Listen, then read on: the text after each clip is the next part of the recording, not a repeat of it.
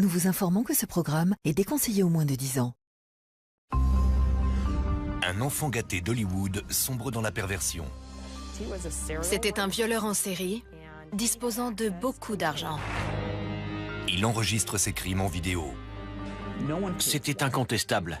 Quand on regardait ces vidéos, il s'agissait de viols de femmes inconscientes. Il paie une caution d'1 million de dollars puis attend le bon moment. Ça sautait aux yeux qu'il ne resterait pas jusqu'au bout. La chasse à l'homme captive les États-Unis. Il y avait tout dans cette affaire. Sexe, drogue et vidéo. L'héritier d'une légende d'Hollywood devient un violeur recherché par la police. C'est aujourd'hui dans Crime en haute société.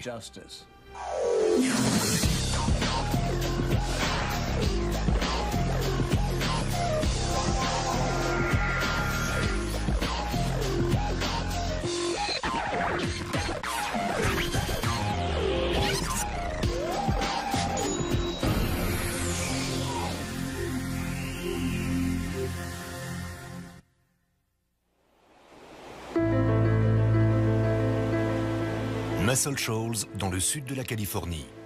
Un petit coin de paradis avec une vue imprenable sur l'océan Pacifique.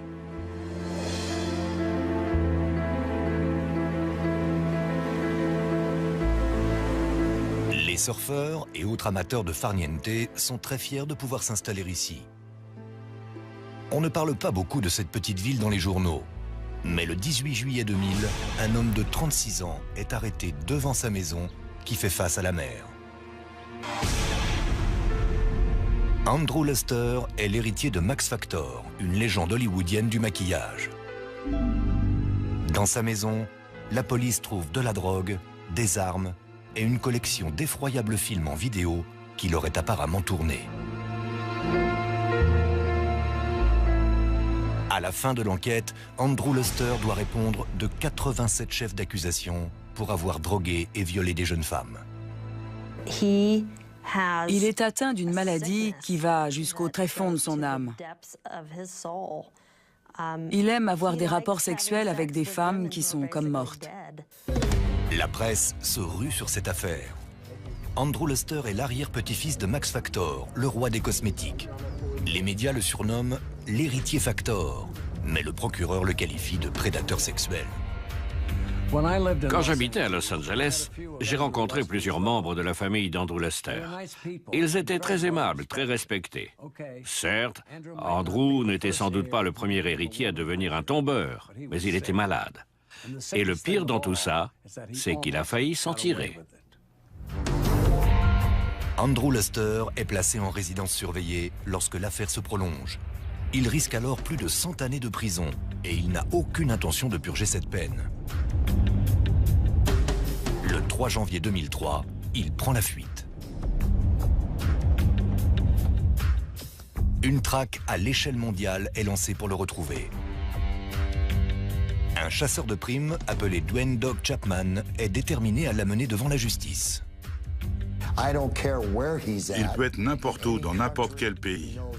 Dog, le chasseur de primes, est à ses trousses. Je suis implacable et impitoyable.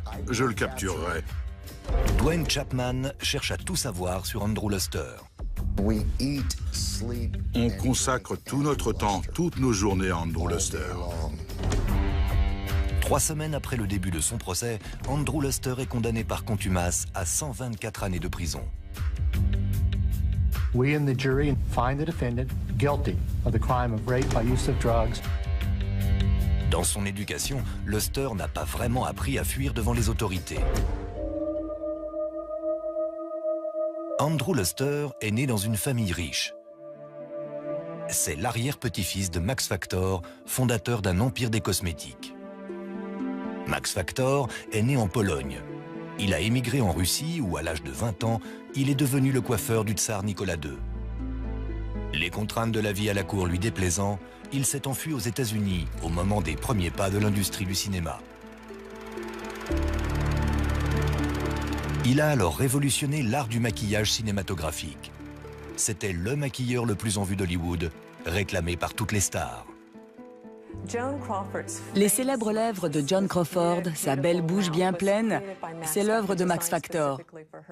Ça correspond notamment à sa personnalité et à ses rôles, ceux d'une femme agressive, déterminée. Mais la beauté n'était pas seulement réservée aux stars hollywoodiennes. Dans les années 60, la société Max Factor & Company entre en bourse. La famille roule sur l'or. En 1963, la petite fille de Max, Elizabeth, donne naissance à un fils, Andrew Stuart Luster. Andrew, surnommé Drew par sa famille, grandit dans la ville très huppée de Malibu, en Californie, au milieu des luxueuses maisons des membres de la jet set. Il a grandi dans le coin entre Malibu Road et la colonie au bord de la plage. Il avait une servante, une nounou, un cuisinier. C'était la belle vie pour lui. Il faisait ce qu'il voulait et il était plein aux as. Quand Andrew a 5 ans, sa mère Elizabeth divorce d'avec son père, le docteur Henry Luster, qui mourra quelques années plus tard. Comme sa mère le racontera après, Andrew accuse le coup. Il passe des heures seul avec ses nombreux animaux de compagnie. Mais Andrew a une autre passion. Comme de nombreux enfants de Malibu, il est obsédé par le surf. Ils adorent passer du temps dans l'eau et attendre la vague parfaite. C'est le but ultime, trouver la vague idéale. Pour fêter sa sortie du lycée en 1981, Andrew se paye un cadeau plutôt inhabituel. Une maison en bord de mer pour lui tout seul, à Muscle Shoals. Muscle Shoals était une véritable communauté entre Ventura et Santa Barbara. C'est le paradis des surfeurs. Quand on se réveille le matin, on a l'océan devant les yeux. Luster suit ensuite quelques cours à la fac, mais il abandonne avant d'obtenir un diplôme. Après tout, il n'a pas besoin de travailler ni de grandir. Il sait pourtant à quoi il veut occuper sa vie. Il passait ses journées au soleil, sur les vagues. Et puis il allait nager, boire de la bière et draguer.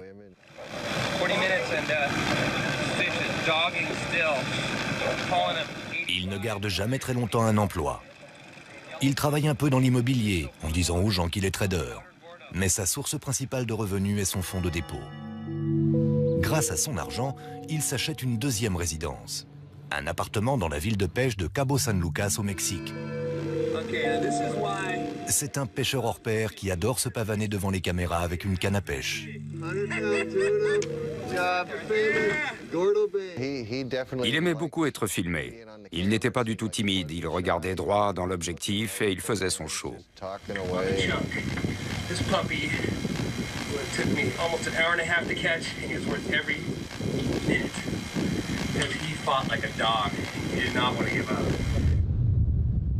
C'était le paradis pour Luster. Il se rend tout seul à Cabo plusieurs fois par an pour surfer et pêcher à loisir. Mais autre chose l'attire dans cette ville. Son intense vie nocturne. Cabo Wabo, Squid Row, le Giggling Marlin, ça ce sont des endroits qui bougent. Les filles y vont pour se détendre, les garçons vont à la pêche aux poissons la journée et le soir à la pêche aux filles. Au début des années 90, Luster est dans une relation stable avec une femme. Ils ont 2 enfants ensemble, mais ils ne sont pas mariés. Luster a à peine plus de 30 ans et le mariage ne l'intéresse pas. C'est un solitaire qui a encore envie de continuer à jouer. Il a d'ailleurs un nouveau jouet, une caméra vidéo. Elle devient sa passion. La vie de Luster se transforme en une longue émission dont il est le héros. Le jour, il joue un jeune oisif. Mais à la tombée de la nuit, il se transforme en un prédateur pervers. Au fil des ans, il s'est enfoncé dans une zone dangereuse de déviance sexuelle. Andrew Luster souffre d'un dérangement mental qui va en s'aggravant. Ses perversions et son sens de l'impunité forment un cocktail explosif. Peu à peu, il se transforme en monstre.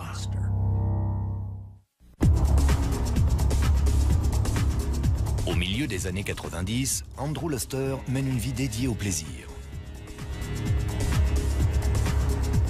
Il consacre son temps à des activités solitaires. Il fait du surf, de la pêche et surtout, il écume les bars et les plages de Californie pour séduire des femmes. Très jeunes, de préférence. En 1996, Luster rencontre Shauna sur la plage. Elle a à peine 16 ans. Luster en a 32. Il ne recherche pas l'âme sœur. Il veut simplement sentir qu'il a du pouvoir sur les femmes.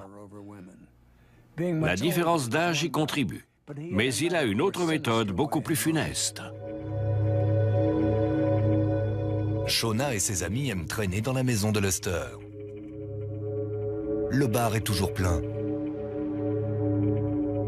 Mais il n'y a pas que de l'alcool chez lui. Il y a aussi de la marijuana, de la cocaïne et une autre drogue qui commence seulement à se répandre, le GHB. Son nom scientifique est gamma-hydroxybutyrate et l'un de ses surnoms est Liquidex. C'est un sédatif qui, selon les doses, peut avoir des effets différents. Certains disent que c'est un aphrodisiaque en petite quantité, mais à forte dose, on parle plutôt de vertige, de perte de la notion du temps. On peut aussi oublier les détails de la soirée, et ça peut même rendre inconscient. À une époque, le GHB était vendu en pharmacie comme complément nutritionnel. Facile à fabriquer, il est indétectable dans le sang seulement 12 heures après ingestion.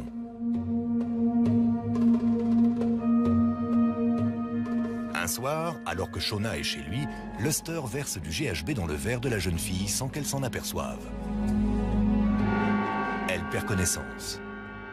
Luster insère une cassette dans sa caméra, la met en marche, décrit ce qu'il compte faire, puis viole sa proie inconsciente. Shauna se rappelle seulement s'être réveillée le matin sans aucun souvenir des événements de la nuit précédente. Selon toute apparence, Andrew Luster est comme de nombreux autres jeunes fils de riches qui habitent à Muscle Shoals. Dans la journée, il s'amusait sur la plage et draguait des filles, tout à fait normalement. Et la nuit, c'était un véritable détraqué sexuel. Il avait deux visages, Dr. Jekyll et Mr. Hyde. Un soir, dans un bar de Santa Barbara, Luster rencontre Tonya. Elle a 23 ans. Elle l'accompagne chez lui, où il lui propose du GHB, prétendument pour la détendre. Pendant qu'elle est inconsciente, il la viole et filme son forfait. Andrew Luster était un prédateur sexuel de sang-froid. Son terrain de chasse privilégié, c'était les bars du centre-ville, les bars d'étudiants de Santa Barbara. Il s'efforçait de s'habiller comme les jeunes, de parler comme eux. Vers minuit, le 14 juillet 2000, Luster se rend au O'Malley's, un bar dans State Street à Santa Barbara. Il y rencontre Carrie, étudiante à l'Université de Californie. Il fait chaud. Luster tend un verre à la jeune fille, additionné de GHB. Ensuite, tout se met à tourner. Peu après, elle se retrouve dans le 4x4 de Luster, en route vers Muscle Shoals. Sitôt dans la maison, Luster redonne un verre à Carrie. Elle se sent mal et demande ce qu'il y a dedans. Il répond « du Liquidex ». La jeune fille s'évanouit. Pendant qu'elle est inconsciente, Luster la viole. Le lendemain matin, elle se réveille dans le lit de Luster, nue. Pendant 3 jours, elle ressasse mentalement l'horrible expérience qu'elle pense avoir vécue. Puis elle appelle la police. Elle ne se souvenait pas de tout par ordre chronologique. Elle se souvenait seulement de morceaux épars. Elle savait qu'elle avait été agressée sexuellement. Elle était très perturbée émotionnellement. Ça faisait 3 jours que ça lui trottait dans la tête. C'est extrêmement difficile d'aller au poste de police et de raconter qu'on a été violé. L'agent Melissa Smith écoute la jeune étudiante en détresse pendant plusieurs heures. Je croyais ce qu'elle me disait. Mais je me demandais aussi comment j'allais convaincre le public, un jury, de la véracité de ces dires. Melissa Smith demande à Carrie d'appeler Luster. On s'était installés dans une pièce et j'écoutais leur conversation. Je lui avais demandé de dire qu'elle s'était bien amusée et qu'elle avait envie de le revoir. Dude, what did you put in my drink? Liquid X. Liquid X? Yeah. Is that the same as GHB? Because like I've done ecstasy before and like it wasn't exactly the same. Like it was fun, but It's good though. do you have any more of that left? Yeah. You do? Should do so. Totally. Yeah. You don't have to drug me to have sex with me this time, okay? Okay. Il a complètement mordu à l'hameçon. Il lui a proposé qu'elle aille chez lui le lendemain, ce qui était exactement ce que nous voulions. À l'heure du rendez-vous, c'est la police qui vient chez Luster, pas Carrie. Les autorités sont là pour l'arrêter, muni d'un mandat de perquisition de son domicile. Il était sous le choc. Il n'arrêtait pas de répéter « Hey, j'habite ici, il y a erreur sur la personne ». Je crois qu'il a été pris au dépourvu. Les enquêteurs savent qu'ils tiennent leur homme. Ils pensent trouver des preuves chez Andrew Luster, mais ne s'attendent pas aux effroyables cassettes vidéo sur lesquelles ils tombent.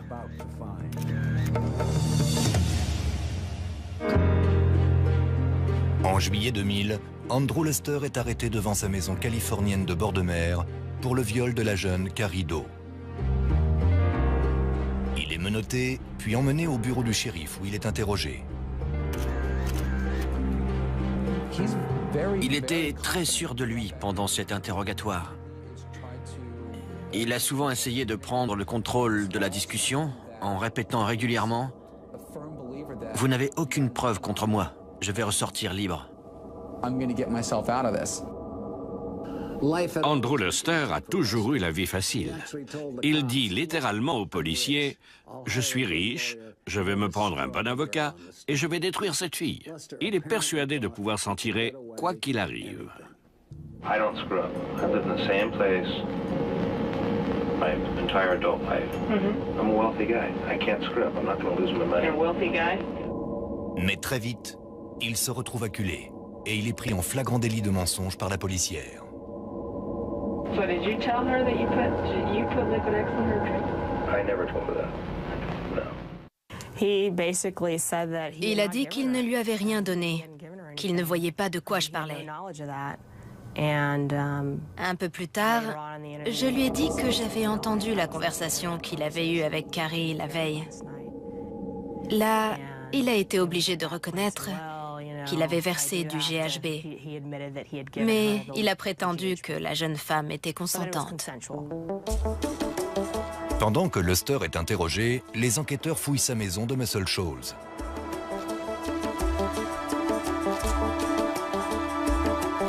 Ils trouvent de la marijuana, de la cocaïne, des sédatifs, des champignons hallucinogènes.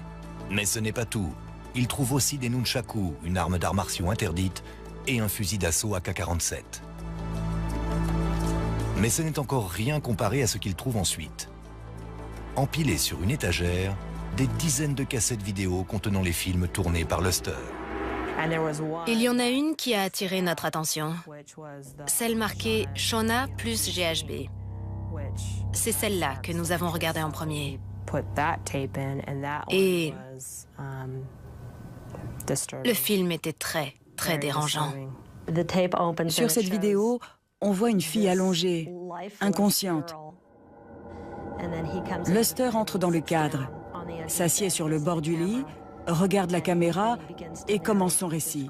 Il dit « Beaucoup de gens rêvent de Noël et de Thanksgiving. Moi, je rêve de ça. » En visionnant les autres cassettes, les enquêteurs assistent à d'autres scènes où Luster viole des filles apparemment inconscientes. Elles sont dans le coma. Elles ronflent. Elles sont sans vie. Il est obligé de les soulever et de les mettre dans d'autres positions. Il viole ces femmes sans montrer la moindre trace de remords. C'est le portrait vidéo d'un effroyable prédateur sexuel. Une semaine plus tard, Luster comparaît devant un juge et il est inculpé d'empoisonnement et de viol. sa caution est fixée à un montant record pour le comté de Ventura. Le procureur a demandé une caution de 10 millions de dollars, ce qui a été accordé. C'était du jamais vu. L'argument, c'était de dire il faut que la caution soit très élevée pour être sûr qu'il ne s'enfuira pas. Le montant de la caution ne fait que renforcer le caractère scandaleux de l'affaire. La presse locale se rue sur cette histoire, suivie par les médias nationaux. Les médias savaient qu'Andrew Luster était l'héritier de Max Factor. Ce sont même eux qui nous l'ont appris. La presse fait ses choux gras avec cette affaire, qui finit par parvenir aux oreilles de Tonya, la jeune femme que Luster avait violée 4 ans auparavant. Cette jeune femme est tombée sur des articles, alors qu'on essayait justement de la retrouver. Et c'est elle qui nous a contactés. Les enquêteurs montrent ensuite à Tonya la vidéo où Luster la viole, alors qu'elle est inconsciente. C'est la plus dégoûtante, la plus répugnante agression sexuelle que j'ai jamais vue. Je n'avais jamais rien vu qui s'approche autant de la nécrophilie. Un homme qui a des rapports sexuels avec des femmes évanouies. Ça avait des relents de morgue. Les enquêteurs font tout leur possible pour retrouver les autres filles filmées par Luster. Ils épluchent le carnet d'adresses de l'homme en espérant que cette sombre histoire éveillera des souvenirs aux victimes. Ils parviennent ainsi à retrouver Shauna, l'adolescente de 16 ans dont Luster a abusé chez lui. Elle est horrifiée par ce que les policiers lui racontent. C'était évidemment très dérangeant pour elle. 2 policiers sont venus chez elle et lui ont parlé d'événements qu'elle avait vécus, mais dont elle n'avait pas du tout connaissance. Le choc a dû être très rude pour elle en apprenant ça. Shauna et Tonya portent également plainte pour aider le procureur à envoyer Andrew Luster en prison.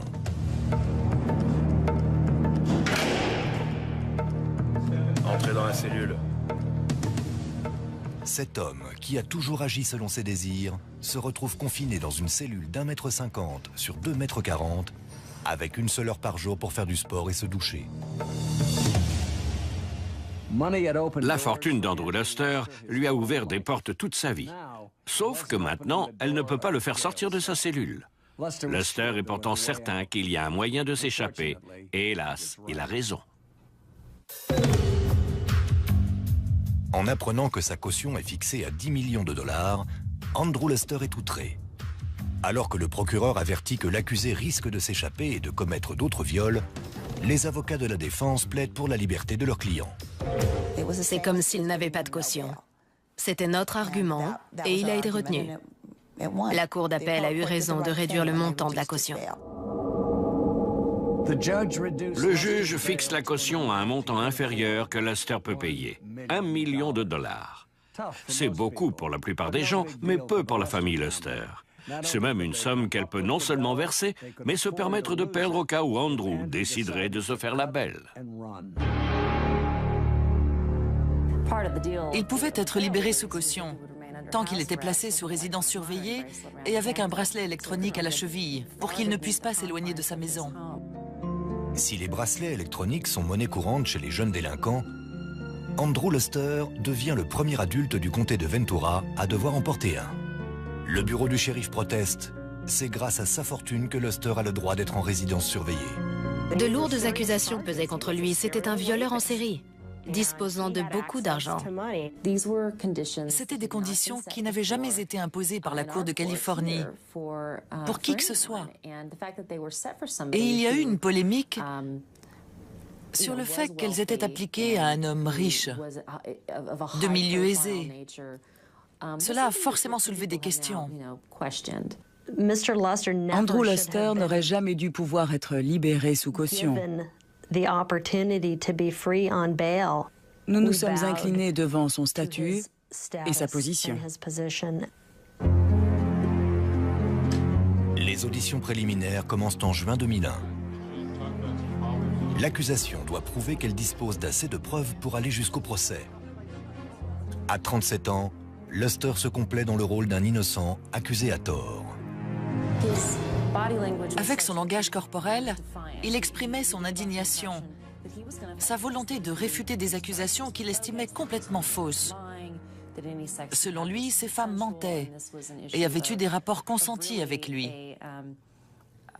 Il prétendait que les avocats de l'accusation agissaient par pudibonderie et cherchaient à le salir par des mensonges. 3 victimes présumées de Luster, Carrie, Shona et Tonya, témoignent qu'elles ont été endormies sans leur consentement.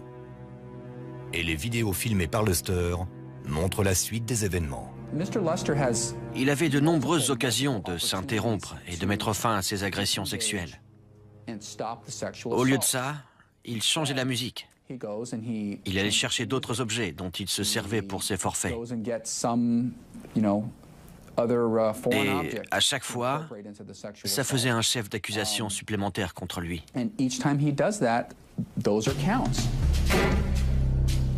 Les preuves sont écrasantes. Le juge ordonne que Luster soit jugé pour empoisonnement, viol, possession d'armes et agression sexuelle. Au total, 87 chefs d'accusation. Chacun d'eux est passible d'une peine de prison. S'il est condamné, Andrew Luster risque plus de 100 années d'incarcération. Cependant, grâce à sa fortune, il peut se permettre d'engager des ténors du barreau. En l'occurrence, Roger Diamond, un avocat réputé de Los Angeles, et Kiana Sloan-Hillier comme assistante. Dès le début, Diamond cherche l'affrontement contre l'accusation. Les médias boivent ses paroles. This trial would have been held a long time ago had the DA allowed discovery. La défense voulait que le procès se règle dans les médias, alors que nous voulions qu'il se déroule dans une salle d'audience. C'est là que doivent se passer les procès, pas en une des journaux, ni aux infos télévisées. Le juge est d'accord et ordonne une interdiction de publication, pour la défense comme pour l'accusation. Aucune des deux parties n'a le droit de parler à la presse. La défense accumule ensuite les demandes de report du procès. Les avocats de Luster affirment également que le comté de Ventura complote contre leurs clients. Nous étions persuadés qu'il y avait un effort concerté et délibéré de nuire à Andrew et que tout le monde était impliqué là-dedans. Depuis l'accusation jusqu'au juge, en passant par le shérif. Leur stratégie est devenue « faisons le procès de tout le monde ». Celui de la police, de l'accusation, du système. Ils voulaient remettre en cause absolument tout. Tant qu'on ne discutait plus de la culpabilité ou de l'innocence d'Andrew Luster. Selon la défense, les preuves clés, c'est-à-dire les cassettes où l'on voit Luster violer ses victimes, ont été modifiées. Sans voir les bandes originales, il leur serait donc impossible d'assurer la défense de l'accusé. Les cassettes qui ont été montrées au procès contenaient des versions retouchées des films d'Andrew. On avait notamment sous-titré ses paroles. Nous n'avons jamais vu les versions d'origine. Ils ont eu la possibilité d'accéder à ces cassettes, et ils ne l'ont jamais fait. Ils ont vu exactement les mêmes versions que nous. Les avocats de Luster affirment également que les femmes qui apparaissent dans les films ont eu des rapports sexuels consentis avec lui. Toutefois, cette stratégie ne peut plus aboutir suite à un arrêt de la Cour de Californie statuant qu'un homme n'a pas le droit d'avoir de rapports sexuels avec une femme inconsciente, même si elle a donné son consentement préalable. Les avocats de la défense doivent trouver une nouvelle tactique, ce qu'ils ne tardent pas à faire. Ils s'appuient sur Waves and Babes, un film érotique produit par Luster. La défense affirme que l'accusé a des ambitions de producteur de films X et que les victimes voulaient devenir actrices. Et il voulait effectivement produire des films pornographiques. Il s'agissait de déterminer s'il s'agissait de viol ou de pornographie. En effet, un sous-genre des films X met en scène des femmes qui font semblant d'être inconscientes. En regardant ces cassettes, il était aussi difficile de conclure que c'était un film porno amateur que de dire que l'attentat contre les tours jumelles était un effet spécial de film hollywoodien. La tension entre les avocats renforce encore davantage le climat électrique du procès. L'un des avocats de la défense parlait du procureur et de ses laquais, ce genre de vocabulaire. Il y avait de l'animosité dans l'air. Le juge Ken Riley finit par en avoir assez. Il a crié à l'avocat de la défense, qui hurlait lui aussi, « Ce procès va avoir lieu, c'est irrévocable. Nous allons former le jury. »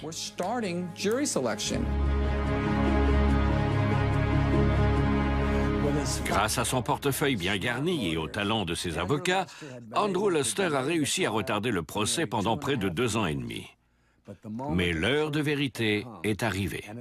On dirait qu'il va aller en prison, malgré son nom et sa fortune.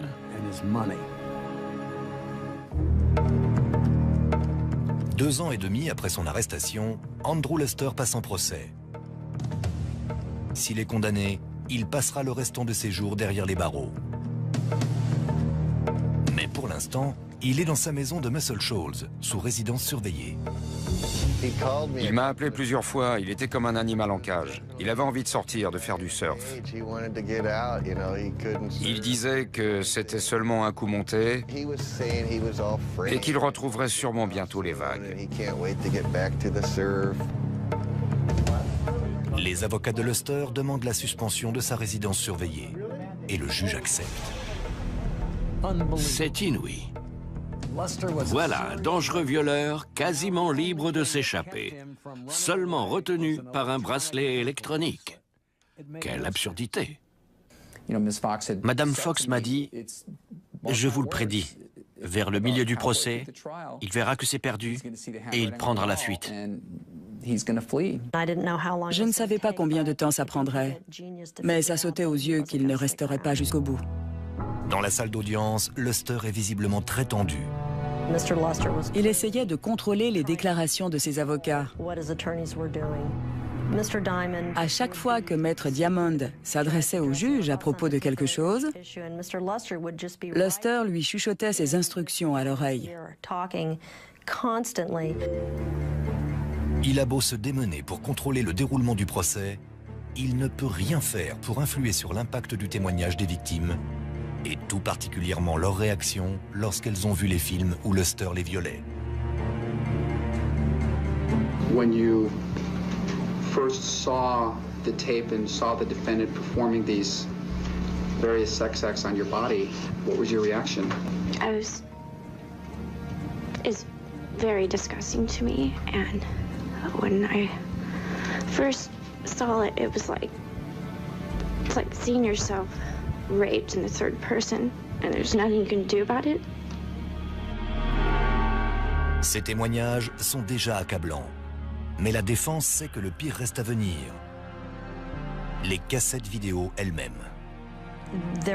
En voyant ça, de nombreux jurés avaient l'air bouleversés et incrédules. J'ai aussi remarqué 2 jeunes femmes émues aux larmes. Tous les jurés étaient bouche bée. Ils n'en croyaient pas leurs yeux. Les jurés se posaient une seule question. Sont-elles inconscientes? C'est ça qui changeait complètement la donne. Mais on entendait ces jeunes filles ronfler. Elles ne donnaient aucun signe de vie. On aurait dit de grandes poupées inertes. Pour les jurés, c'était la preuve éclatante qu'il ne s'agissait pas d'un tournage de film porno amateur. Luster, quant à lui, observe les jurés le regarder commettre une succession de viols.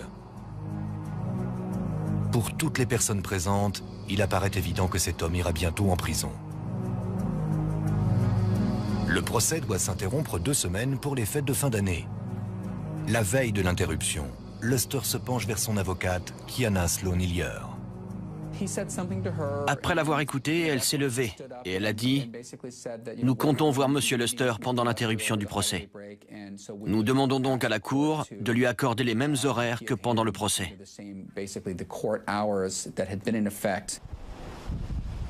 La défense demande que pendant l'interruption du procès, Luster ait le droit de quitter son domicile 12 heures par jour. Anthony Wald est sorti de ses gonds et il s'est écrié « Vous ne pouvez pas faire ça, monsieur le juge. Il risque de s'enfuir. » Malgré notre objection, le juge a accédé à cette demande. Pendant l'interruption, Luster se concerte avec ses avocats qui pressentent que la culpabilité va être prononcée et se prépare à faire appel du jugement. Luster, lui, se prépare à toute autre chose. Le matin du vendredi 3 janvier 2003, Andrew Luster sectionne son bracelet électronique, sort de chez lui et monte dans son 4x4. Il roule pendant 2 heures vers le sud jusqu'à Santa Monica et se gare au coin de San Vicente et de la 10e rue. Il sort ensuite du véhicule et disparaît. C'est assez évident qu'il envisageait cette solution depuis longtemps. Il a bien vu que ça sentait le roussi. Les autorités se sont rendues compte de sa disparition à 20h30, alors qu'il était parti de chez lui à 8h du matin. Il avait beaucoup d'avance. Il pouvait déjà être très loin. En fouillant la maison de Luster, les enquêteurs s'aperçoivent que ses habits d'été, son chien et de précieux objets d'art indien n'y sont plus. Quelques jours plus tard, des mandats d'arrêt sont lancés contre Andrew Luster au niveau local et fédéral. En son absence, le procès reprend.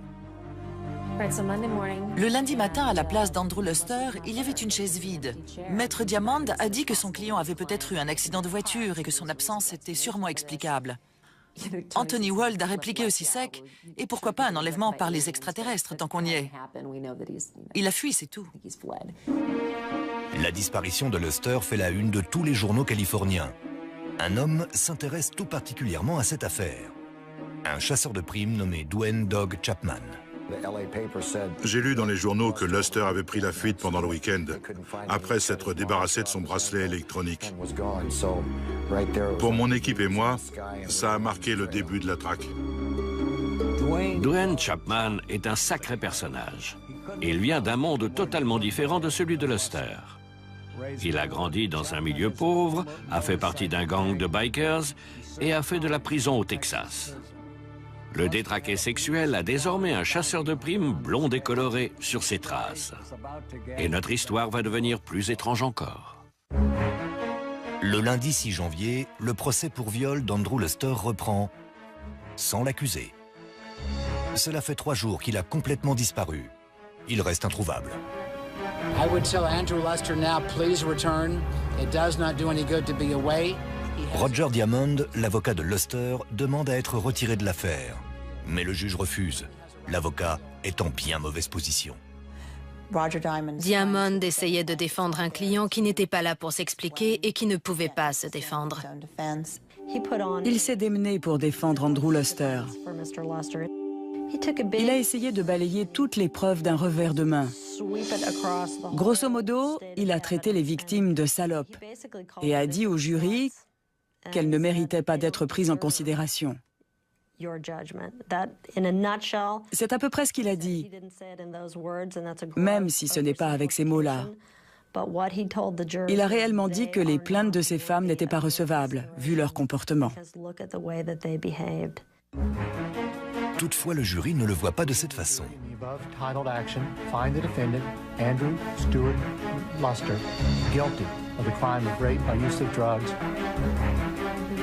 Le 21 janvier, Andrew Luster est reconnu coupable de 86 des 87 chefs d'accusation, empoisonnement et viol. Il est condamné à 124 années de prison, sauf qu'il n'en effectuera pas une seule journée s'il n'est pas capturé. Le chasseur de primes, Doc Chapman, est déterminé à retrouver le fugitif. Je voulais qu'il redoute le moment où j'allais lui sauter dessus. J'étais prêt à tout pour l'avoir. Chapman est un évangéliste avec un penchant pour la publicité. Il dit que les crimes de Luster le dégoûtent, le mettent hors de lui. Il veut absolument capturer Luster. Les autorités de Californie et du pays traquent aussi Luster, grâce à une méthode éprouvée. Elles suivent l'argent à la trace. À tout moment, où qu'il soit, il fallait qu'il se demande si sa transaction allait être repérée par le FBI, le Trésor américain, les services secrets ou Interpol. Chapman, lui, ne vise pas l'argent. Il cible l'homme. On savait où il était allé, où il était susceptible d'aller. On connaissait sa personnalité, sa pointure. On savait s'il avait un jumeau ou des tatouages. Les enquêteurs assurent ne pas être dérangés par le fait que Doc Chapman recherche Luster. Si Dwayne Chapman, une émission de télévision ou quiconque d'autre arrivait à localiser Andrew Luster par quelque moyen que ce soit, tant mieux. En juin, Chapman apprend par un informateur que Luster est dans la ville mexicaine de Puerto Vallarta, où il a repris sa vie de séducteur nocturne. Ça correspondait à son portrait de prédateur sexuel. Un hôtel borgne, des passes à $5 dans un endroit perdu, ce genre de choses. C'était exactement là que je m'attendais à le trouver.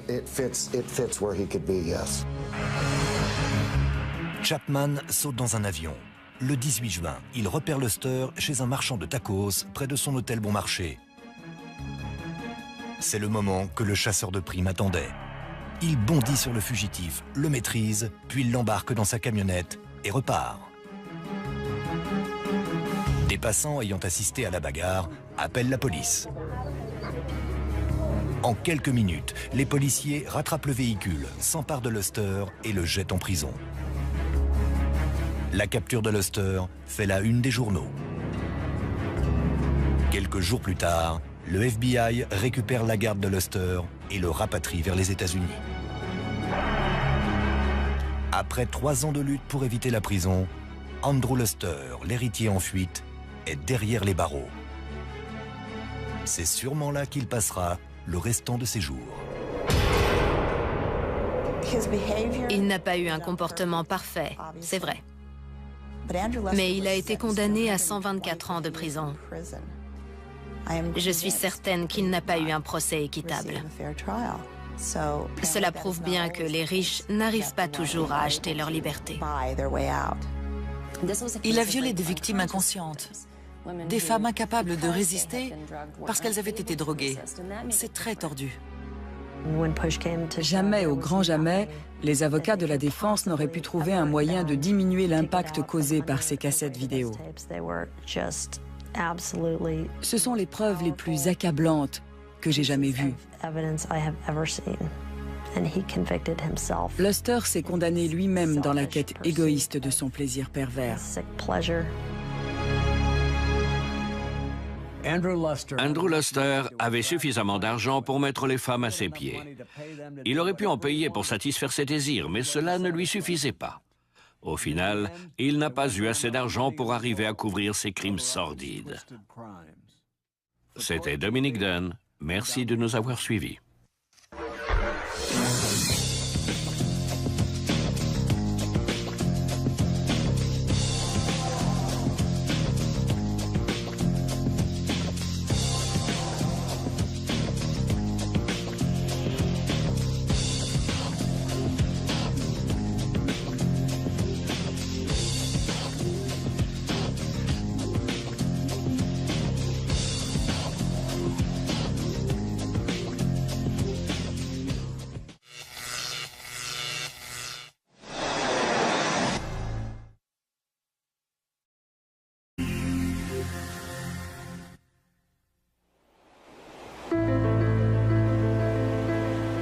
Muscle Shoals, dans le sud de la Californie.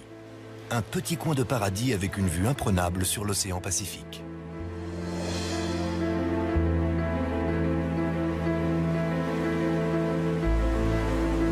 Les surfeurs et autres amateurs de farniente sont très fiers de pouvoir s'installer ici. On ne parle pas beaucoup de cette petite ville dans les journaux. Mais le 18 juillet 2000, un homme de 36 ans est arrêté devant sa maison qui fait face à la mer. Andrew Luster est l'héritier de Max Factor, une légende hollywoodienne du maquillage.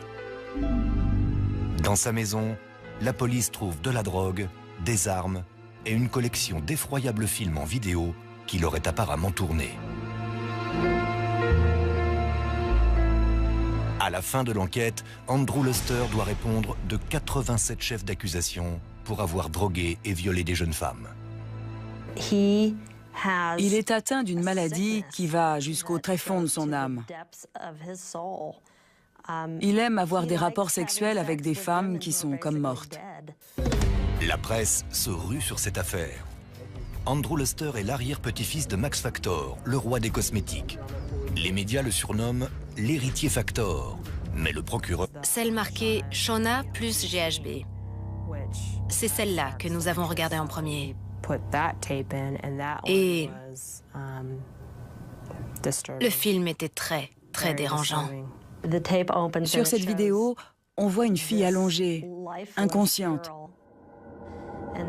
Luster entre dans le cadre, s'assied sur le bord du lit, regarde la caméra et commence son récit.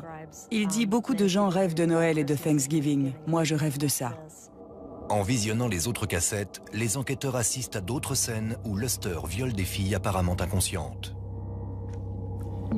Elles sont dans le coma. Elles ronflent. Elles sont sans vie. Il est obligé de les soulever et de les mettre dans d'autres positions.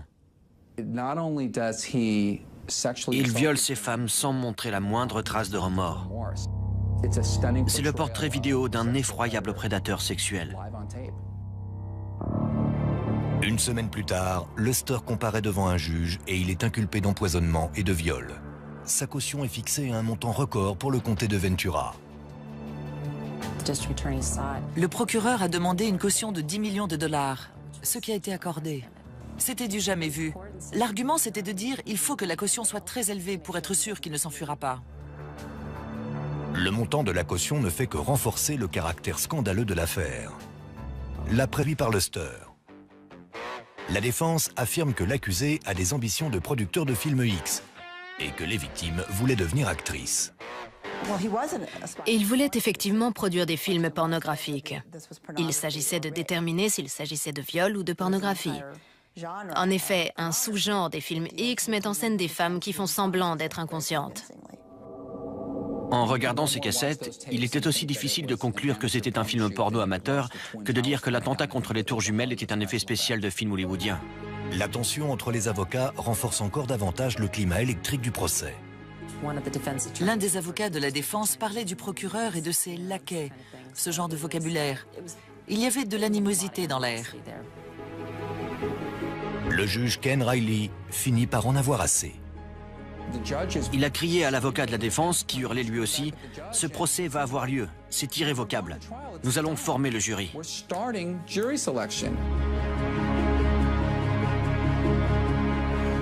Grâce à son portefeuille bien garni et au talent de ses avocats, Andrew Luster a réussi à retarder le procès pendant près de 2 ans et demi.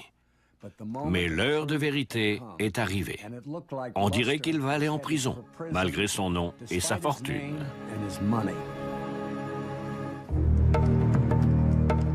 2 ans et demi après son arrestation, Andrew Luster passe en procès. Il sectionne son bracelet électronique, sort de chez lui et monte dans son 4x4. Il roule pendant 2 heures vers le sud jusqu'à Santa Monica et se gare au coin de San Vicente et de la 10e rue. Il sort ensuite du véhicule et disparaît. C'est assez évident qu'il envisageait cette solution depuis longtemps. Il a bien vu que ça sentait le roussi. Les autorités se sont rendues compte de sa disparition à 20h30, alors qu'il était parti de chez lui à 8h du matin. Il avait beaucoup d'avance. Il pouvait déjà être très loin. En fouillant la maison de Luster, les enquêteurs s'aperçoivent que ses habits d'été, son chien et de précieux objets d'art indien n'y sont plus. Quelques jours plus tard, des mandats d'arrêt sont lancés contre Andrew Luster au niveau local et fédéral. En son absence, le procès reprend. Le lundi matin, à la place d'Andrew Luster, il y avait une chaise vide. Maître Diamond a dit que son client avait peut-être eu un accident de voiture et que son absence était sûrement explicable. Anthony Wald a répliqué aussi sec, et pourquoi pas un enlèvement par les extraterrestres tant qu'on y est. Il a fui, c'est tout. La disparition de Luster fait la une de tous les journaux californiens. C'est assez évident qu'il envisageait cette solution depuis longtemps. Il a bien vu que ça sentait le roussi. Les autorités se sont rendues compte de sa disparition à 20h30, alors qu'il était parti de chez lui à 8h du matin. Il avait beaucoup d'avance. Il pouvait déjà être très loin. En fouillant la maison de Luster, les enquêteurs s'aperçoivent que ses habits d'été, son chien et de précieux objets d'art indien n'y sont plus. Quelques jours plus tard, des mandats d'arrêt sont lancés contre Andrew Luster au niveau local et fédéral. En son absence, le procès reprend. Le lundi matin, à la place d'Andrew Luster, il y avait une chaise vide. Maître Diamond a dit que son client avait peut-être eu un accident de voiture et que son absence était sûrement explicable. Anthony Wald a répliqué aussi sec, et pourquoi pas un enlèvement par les extraterrestres tant qu'on y est. Il a fui, c'est tout. La disparition de Luster fait la une de tous les journaux californiens. Un homme s'intéresse tout particulièrement à cette affaire. Un chasseur de primes nommé Dwayne Dog Chapman. J'ai lu dans les journaux que Luster avait pris la fuite pendant le week-end, après s'être débarrassé de son bracelet électronique. Pour mon équipe et moi, ça a marqué le début de la traque. Andrew Luster a toujours eu la vie facile. Il dit littéralement aux policiers « Je suis riche, je vais me prendre un bon avocat et je vais détruire cette fille. » Il est persuadé de pouvoir s'en tirer quoi qu'il arrive. I don't screw up. I've lived in the same place my entire adult life. I'm a wealthy guy. I can't screw up. I'm not going to lose my money. You're a wealthy guy? Mais très vite, il se retrouve acculé et il est pris en flagrant délit de mensonge par la policière. So did you tell her that you put liquid X in her drink? I never told her that. No.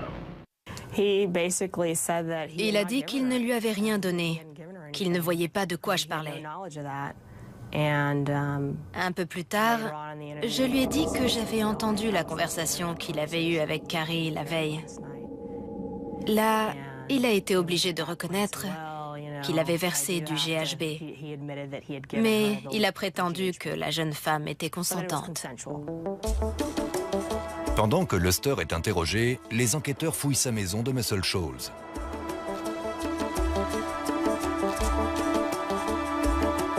Ils trouvent de la marijuana, de la cocaïne, des sédatifs, des champignons hallucinogènes. Mais ce n'est pas tout. Ils trouvent aussi des nunchakus, une arme d'arts martiaux interdite, et un fusil d'assaut AK-47. Mais ce n'est encore rien comparé à ce qu'ils trouvent. Andrew Luster est arrêté devant sa maison californienne de bord de mer pour le viol de la jeune Carrie Doe. Il est menotté, puis emmené au bureau du shérif où il est interrogé. Il était très sûr de lui pendant cet interrogatoire. Il a souvent essayé de prendre le contrôle de la discussion en répétant régulièrement « Vous n'avez aucune preuve contre moi, je vais ressortir libre. » Andrew Luster a toujours eu la vie facile. Il dit littéralement aux policiers « Je suis riche, je vais me prendre un bon avocat et je vais détruire cette fille. » Il est persuadé de pouvoir s'en tirer quoi qu'il arrive. I don't screw up. I've lived in the same place my entire adult life. I'm a wealthy guy. I can't screw up. I'm not going to lose my money. You're a wealthy guy?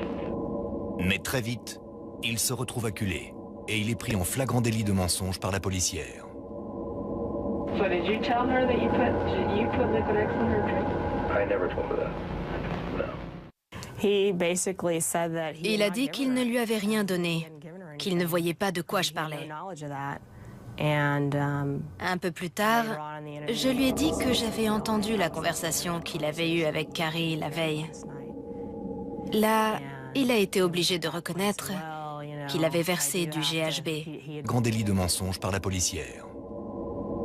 So did you tell her that you put liquid X in her drink? I never told her that. No. Il a dit qu'il ne lui avait rien donné, qu'il ne voyait pas de quoi je parlais. Un peu plus tard, je lui ai dit que j'avais entendu la conversation qu'il avait eue avec Carrie la veille. Là, il a été obligé de reconnaître qu'il avait versé du GHB. Mais il a prétendu que la jeune femme était consentante. Pendant que Luster est interrogé, les enquêteurs fouillent sa maison de Muscle Shoals.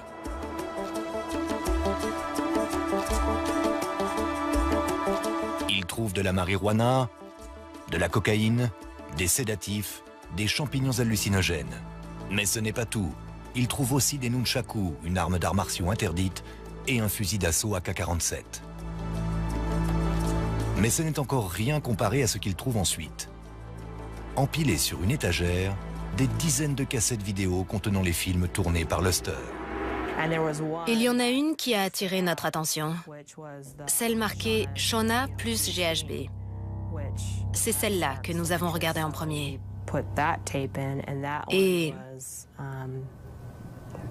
le film était très, très dérangeant. Sur cette vidéo, on voit... Quand Andrew a 5 ans, sa mère Elizabeth divorce d'avec son père, le docteur Henry Luster, qui mourra quelques années plus tard. Comme sa mère le racontera après, Andrew accuse le coup. Il passe des heures seul avec ses nombreux animaux de compagnie. Mais Andrew a une autre passion. Comme de nombreux enfants de Malibu, il est obsédé par le surf. Ils adorent passer du temps dans l'eau et attendre la vague parfaite.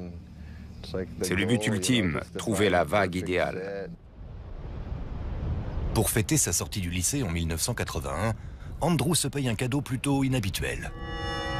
Une maison en bord de mer pour lui tout seul, à Muscle Shoals. Muscle Shoals était une véritable communauté entre Ventura et Santa Barbara. C'est le paradis des surfeurs. Quand on se réveille le matin, on a l'océan devant les yeux. Luster suit ensuite quelques cours à la fac, mais il abandonne avant d'obtenir un diplôme. Après tout, il n'a pas besoin de travailler ni de grandir. Il sait pourtant à quoi il veut occuper sa vie. Il passait ses journées au soleil, sur les vagues. Et puis il allait nager, boire de la bière et draguer. À Monica et se gare au coin de San Vicente et de la 10e rue. Il sort ensuite du véhicule et disparaît. C'est assez évident qu'il envisageait cette solution depuis longtemps. Il a bien vu que ça sentait le roussi. Les autorités se sont rendues compte de sa disparition à 20h30, alors qu'il était parti de chez lui à 8h du matin. Il avait beaucoup d'avance. Il pouvait déjà être très loin. En fouillant la maison de Luster, les enquêteurs s'aperçoivent que ses habits d'été, son chien et de précieux objets d'art indien n'y sont plus. Quelques jours plus tard, des mandats d'arrêt sont lancés contre Andrew Luster au niveau local et fédéral. En son absence, le procès reprend. Le lundi matin, à la place d'Andrew Luster, il y avait une chaise vide. Maître Diamond a dit que son client avait peut-être eu un accident de voiture et que son absence était sûrement explicable. Anthony Wald a répliqué aussi sec, et pourquoi pas un enlèvement par les extraterrestres tant qu'on y est. Il a fui, c'est tout.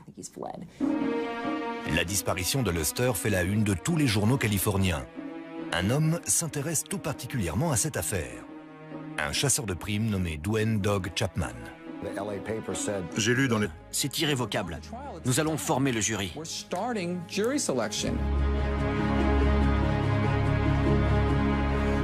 Grâce à son portefeuille bien garni et au talent de ses avocats, Andrew Luster a réussi à retarder le procès pendant près de 2 ans et demi. Mais l'heure de vérité est arrivée. On dirait qu'il va aller en prison, malgré son nom et sa fortune.